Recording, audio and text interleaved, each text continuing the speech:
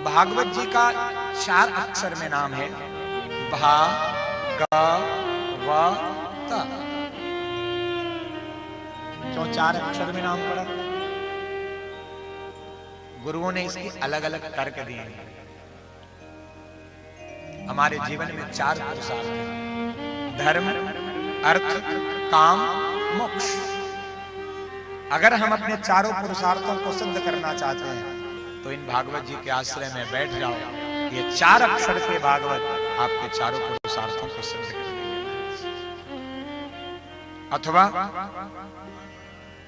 भागवत जी का जो मूल स्वरूप है 4 श्लोकों में ही था, जिसे चतुश्लोकी भागवत के रूप में जानते हैं।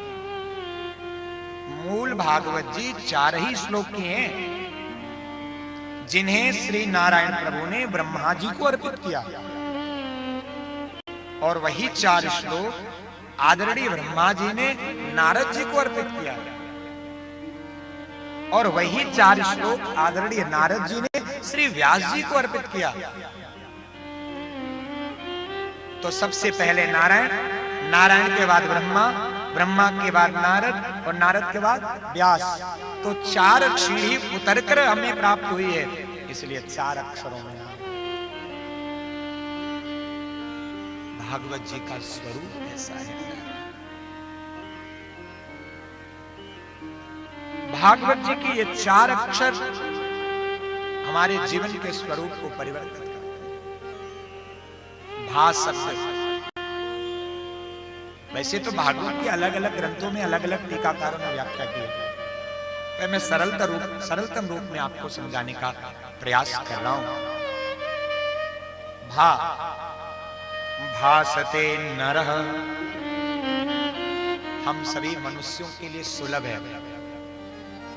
आप चाहो तो इनका हिंदी टीका पढ़ लो, आप चाहो तो इनका श्लोक पढ़ लो, और जितना पढ़ोगे उतने ही आपको आनंद आएगा। तो भा शब्द भासते नरः, गा शब्द गायते नारदादिभिः, इसका गायन श्री नारद जी, श्री सुखदेव जी, श्री सनत कुमार निरंतर गायन किया करते हैं। तो जिसका गायन परमहंस किया करते हैं तो ग शब्द हो गया। और वह वरिष्ठे सर्वशास्त्रेषु, सभी शास्त्रों में श्रेष्ठ है, वरिष्ठ है। अरे कल ही तो बताया, ब्रह्मा जी ने तराजू में तौल दिया, प्रमाण तो दिया ब्रह्मा जी ने। सारे मुक्ति के साधन पलड़े पर ऊपर उठ गए और भागवत जी का पलड़ा नीचे रह गया। तो श्रेष्ठ है, विशिष्ट है।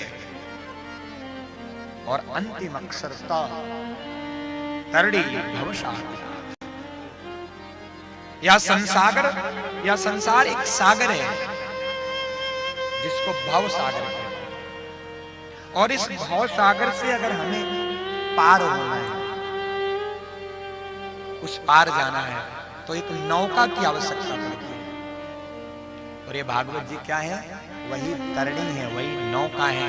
अगर इस नौका में बैठ गए तो फिर भव सागर से पार हो जाओगे। 4 अक्षर, इसमें 12 स्कंद हैं और 335 अध्याय हैं। ये भागवत जी का संक्षिप्त परिचय। भाई विषयाध्यापक जब कक्षा में प्रवेश करता है तो पहले ब्रीफ करता है, मैं इस पुस्तक को पढ़ाने वाला हूं, या में या विषय है महाराज, और इतने अध्यायों में हमको पढ़ना।